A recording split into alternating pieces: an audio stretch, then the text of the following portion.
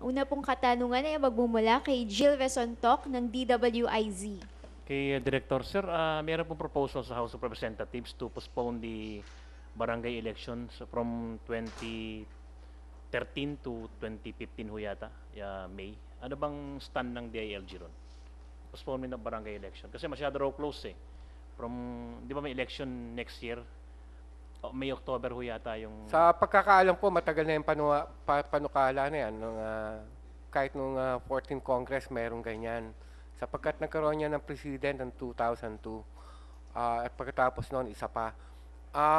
Sa kasalukuyan, meron yatang mga 4 o 5 House bills at 2 sa Senado na tumutukoy dyan.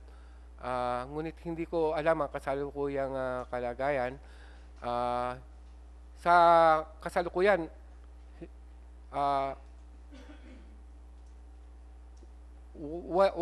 hindi ko tiyak kung meron ng isang department position sa bagay na iyan. Naririnig namin yan sa mga nakaraan ilang buwan na merong nagdaos ng Liga ng mga Barangay Chapter Assembly. Madalas nating naririnig ang panukala na yan. Sa darating na Liga ng mga Barangay NCR Regional Assembly na magtatapos sa 22 ng Mayo, sa 3 araw magtatapos sa 22 ng Mayo, naniniwala ako na isusulong nila ang panukalang ito pamamagitan ng isang resolusyon, no? Nuulit ko dahil sapagkat ito ay may president na, 2 president na ito in the recent past, no? Merong basihan para umasa ang ating mga taga-barangay na maganap sana ito. Okay, kay Madam GM po. Madam, meron pong mga oil price increase almost weekly. Meron nung kasi nag-suggest na para daw makatipid ng gasolina and diesel yung mga sumasakay sa bihikulo. I-dismantle daw yung mga U-turns. Kasi kung halimbawa sa circle na lang, galing kayo ng Commonwealth, bago kayo makabalik, iikutin niyo yung buong circle para makabalik ng Pilcoa uli. So, how many kilometers po yun? Almost 2 Are you kilometers. talking about the U-turn slots? U-turn slots po. Wala ba tayong concrete na Hayaan nyo pong pinag-aaralan po talaga namin lahat yan because alam nyo, bago kami gumawa ng isang bagay, may simulation po kaming ginagawa. Right now, we are, hindi ba yung mga lanes natin, isinaayos na natin. How is this now affecting the riding public? So, nilagyan na natin ng barriers, hindi ba, para ma-separate po yung ating mga public utility vehicles. Ngayon, yung motorcycle, nilagay natin. Yung U-turn slot, pakonti na nga ho ng pakonti ang U-turn slots natin. So, just allow us more time to do the study dahil hindi ho natin kaagad maalis yun at the moment. Pero madam, sumasang-ayon po kayo na kung halimbawa madidismantle yung mga U-turns, parang energy conservation on the part of the commuters po. That can be part of our analysis po sa ating pag-aalis ng U-turn slots. Marami hong U-turn slots na kami po ay inalis na. Naalis na po yun. Kung titingnan ninyo, there were something like more than 117 U-turn slots all around Metro Manila. But slowly, naaalis na po. Dahil kagaya niyan sa ating pong Quezon Avenue, no? 'Di ba? Natapos na yung ating underpass na ginagawa. So eventually, baka may aalisin na naman kami diyan kung tuloy-tuloy na. Nakita nyo rin naman sa may Dasmariñas Village na area doon po sa may, it's nothing to do with U-turn slot, pero inalis namin ang loading bay. Ang napansin natin ay tuloy-tuloy na rin ang sasakyan. So slowly lang po, hindi tayo pwedeng basta-basta. Tapos yung atin pong ASBO, kami po yung ating anti-smoke belching, hindi basta-basta naglalagay dyan sa roadside. Hindi ba?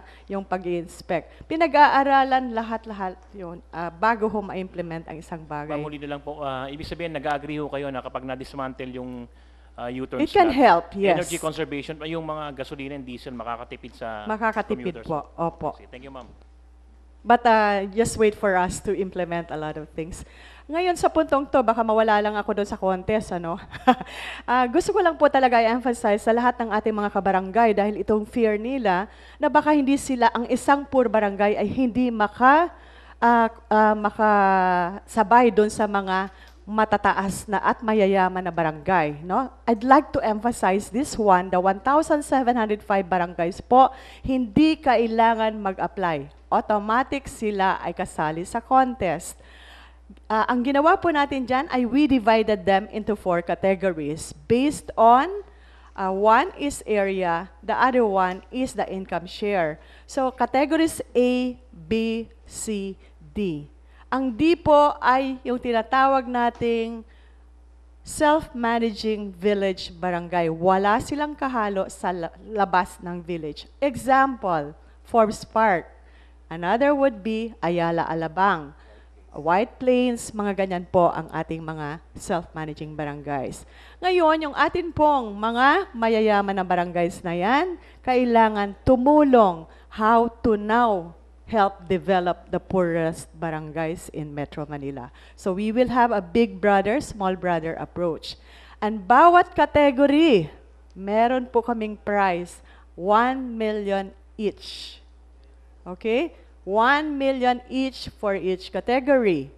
Ngayon, habang nag-orientation ako, nalalaman na tuloy ng barangay, ano ba akong category kasali? You'll be surprised.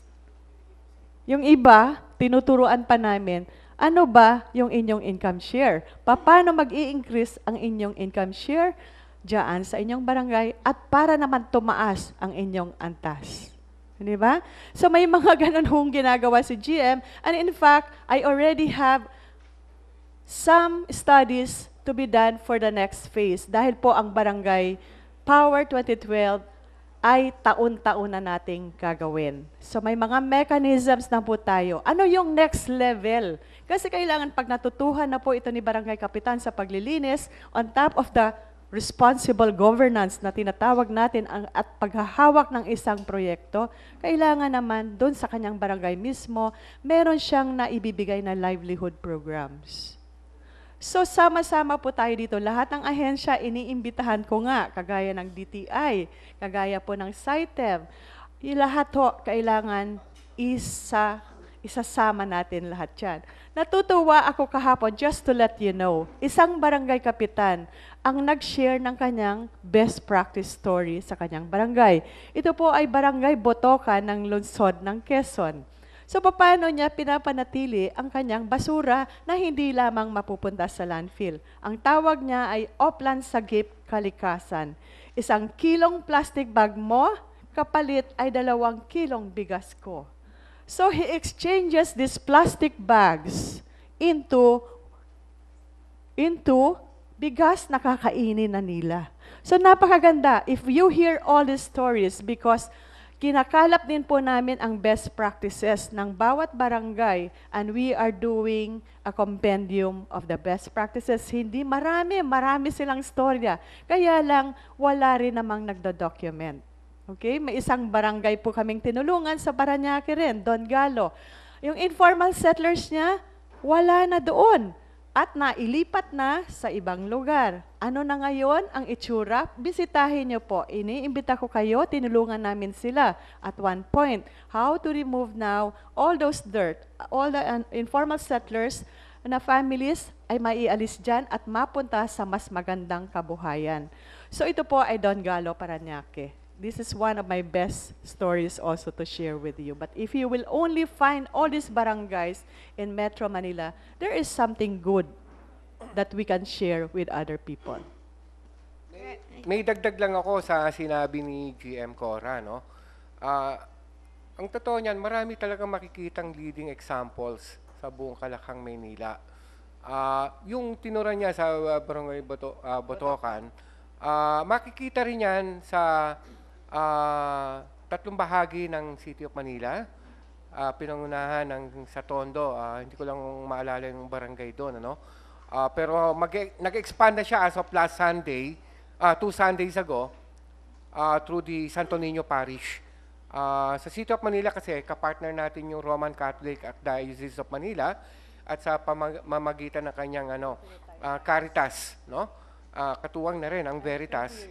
Nag-expand na siya pati sa Baseco tsaka sa Espiritu Santo Parish. Yung sa Baseco, ganun din ang pakay, no? I-develop natin yung mangrove reforestation doon, but at the same time, maglalagay ng trash trap para makuha yung mga plastic na i-convert natin into useful products and or ipapa-recycle for manufacturing purposes na magiging kabuhayan din ng ating mga taga-barangay. Sa Pasay, meron tayo isang parokya dyan, hindi ko maalala yung pangalan, na pinamumunuan ng Vicar ng Pasay, si Father Tony Navarrete. No? Malapit na rin po sila mag-umpisa dyan. Sa mga tinuran naming mga proyektong yan, kapartner po namin dyan ang 3 industry association na gumagawa ng plastic packaging materials, yung gumagawa ng PET o PPE, yung ginagamit sa pang soft drinks at bottled water, at yung mga gumagawa ng styrofoam. No? Sila po ang katuwang namin upang mag-mobilize ng mga junk shop, no, na bibili dun sa mga nahakot na plastic. No? Tinutumbasan din po nila yon ng iba't ibang tulong na pang community level. Bukod po sa, alam nyo, pag may clean up po kami, sila mga unang nagbibigay ng mga sako na plastic, ano? At in some cases, supot ng semento, no? Upang mahakot yung mga basurang na hinahakot namin sa mga ilog, sa mga sapa, sa mga estero. Pangkaraniwan din po na sila po ang nagbibigay ng pangmerienda sa mga volunteer cleaners. Kapirasong tinapay tsaka sesto, maligaya na yung ating mga volunteer cleaners. So, yun po yung sinasabi ko na pagiging bukas at hayag sa isang pakikipag-ugnayan, mas malaking kabuuan ang ating napagtatagumpayan. Ang pag-asa namin, habang naipapakita natin, until that we are able to demonstrate that partnerships can build wonders and advantages and benefits to the entire community and other stakeholders, then all the more that we are able to entice as many barangays in Metro Manila.